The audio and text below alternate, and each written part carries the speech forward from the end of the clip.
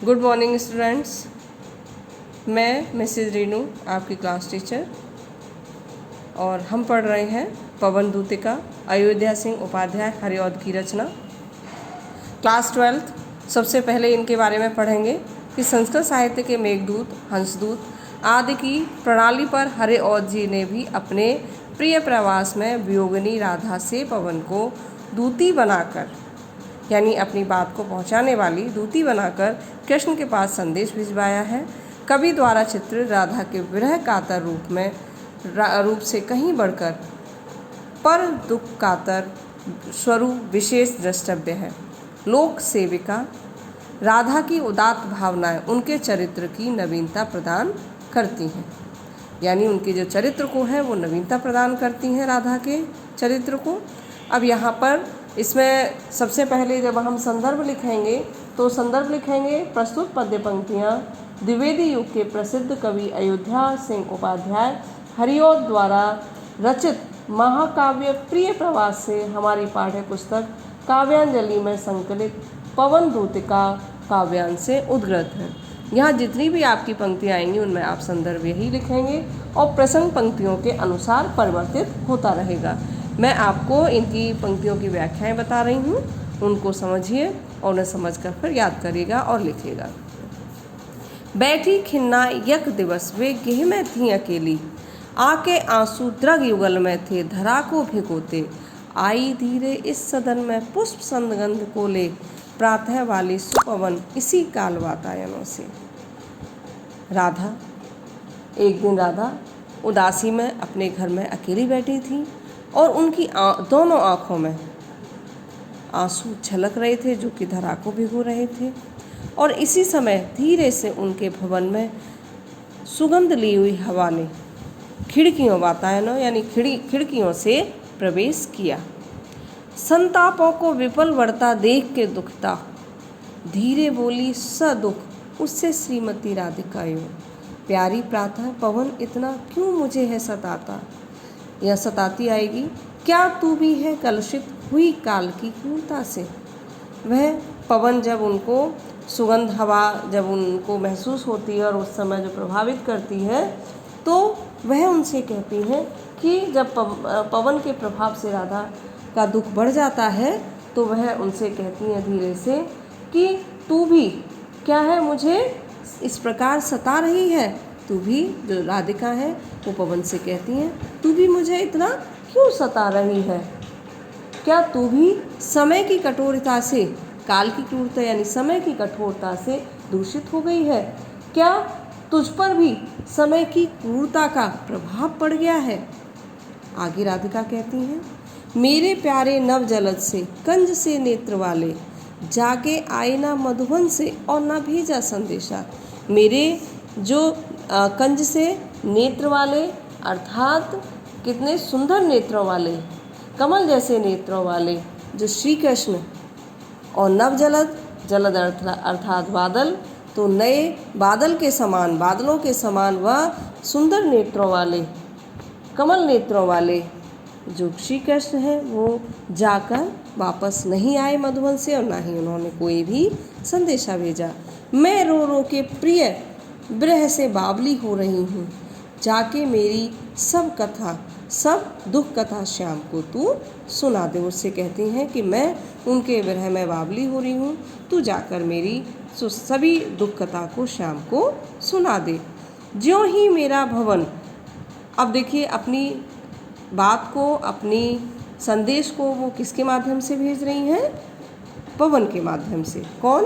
राधा। अब वो कहती हैं राधा पवन से जो ही मेरा भवन तस्तु अल्प आगे बढ़ेगी, जब थोड़ा सा आगे बढ़ेगी मेरे भवन को छोड़कर, शोभा वाली सुखद कितनी मंज कुंजें मिलेंगी तुझे, कितनी ही सुंदर लताएं कुंजें मिलेंगी तुझे, आगे मधुर जो करते हुए वृंदावन मिलेगा। प्यारी छाया मृदुल स्वर से मोह लेंगी तुझे वे, तो भी मेरा दुख लख वहाँ जाना विश्राम देना।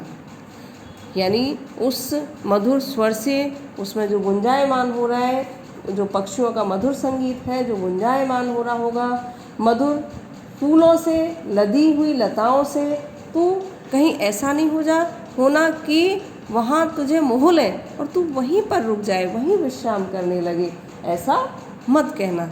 आगे राधा कहती हैं, थोड़ा आगे सरस रव का धाम सतपुष्प वाला, अच्छे अच्छे बहुद्रम लतावान सौंदर्यशाली, प्यारा वृंदा विपिन मन को मुग्धकारी मिलेगा, आना जाना इस विपिन से मुँह माना ना होगा। यानी वहाँ पर क्या करना, थोड़ा सा आगे जब बढ़ेगी तो तुझे मनोरम क्या मिलेगा, वृंदावन मिलेगा, जो पीछे भी कहा है कि सुंदर मंजू लताएँ मिलेंगी। इसके अलावा वृंदावन मिलेगा, सुंदर सुंदर फूलों से लदे ढेरों वृक्ष लताएँ मिलेंगी। तो वहाँ पर मुग्ध मत होना, मोहित मत होना और आगे बढ़ती जाना। जाते जाते अगर पथ में क्लांत कोई दिखावे तो जाके सन्निकट उसकी क्लांतियों को मिटाना।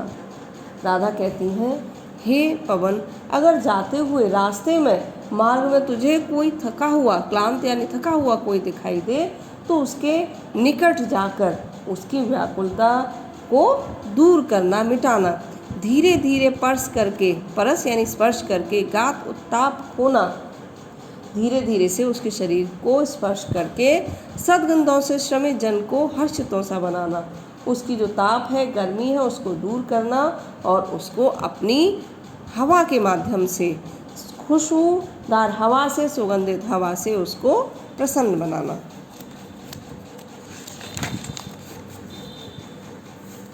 लज्जाशीला पथिक महिला जो कहीं दृष्टि आए, होने देना विकृत वसना तू ना सुंदरी को।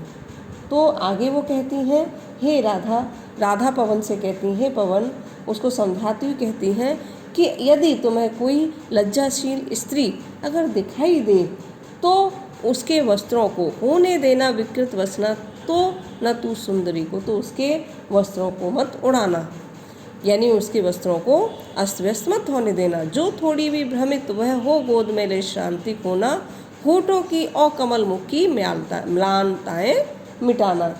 तो यदि थोड़ी सी भी वो थकी हुई महसूस होती है तो उसकी थकावट को दूर करना और उसके होठों तथा कमल जैसे मुख की मलिनता को अपनी शीतलता से दूर करना।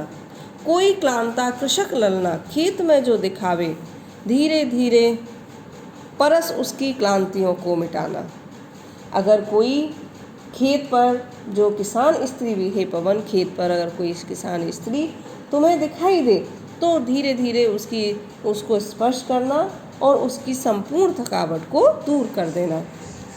जाता कोई जलद यदि हो व्योम में तो उसे लाना, छाया द्वारा सुखित करना तप्त भूतांगना को। और यदि आकाश में कोई मेघ दिखाई दे रहा हो जाता हुआ तो उसके ऊपर लाकर छाया करके उसकी क्या है, थकावट दूर करना, उसको शीतलता प्रदान करना। आगे राधा कहती हैं पवन से, जाते जाते पहुँच मथुरा धाम में उत्सुका हो, न्यारी शोभा वर नगर की देखना मुग्ध होना। तू होवेगी चकित लग के मेरु से मंदिरों को, आभा वाले कलश जिनके दूसरे अर्थ से हैं। फिर राधा पवन को समझाते हुए कहती हैं कि तेरे मार्ग में क्या है, मथुरा नगरी भी पड़ेगी और जाते जाते तू उसकी शोभा देखना मत भूलना। जब तू मथुरा नगरी में पहुंच जाएगी तो वहाँ पर तुझे बहुत सारे भव्यता स्वयं देखने को मिलेगी, बहुत सारे मंदिर देखने को मिलेंगे, उसको देखकर चकित हो जाएगी तू। जो सुमेरे पर्वत जैसे विशाल मंदिरों को, पर्वतों को देखेगी तो तेरे आश्चर्य का ठिकाना नहीं रहेगा।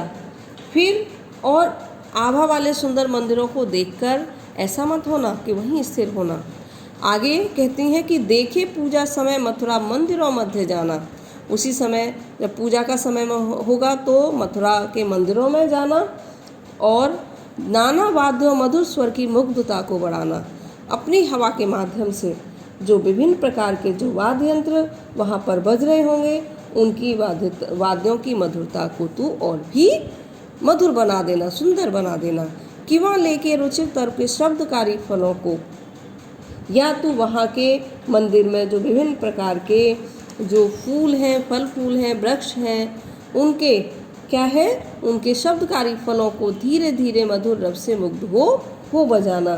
तो वहाँ पर जाकर उनको ग्रहण करके धीरे धीरे बहते हुए मधुर ध्वनि के साथ मुक्त होकर तू अपना राग अवश्य बजाना। इससे आगे हम अगली वीडियो में पढ़ेंगे। धन्यवाद।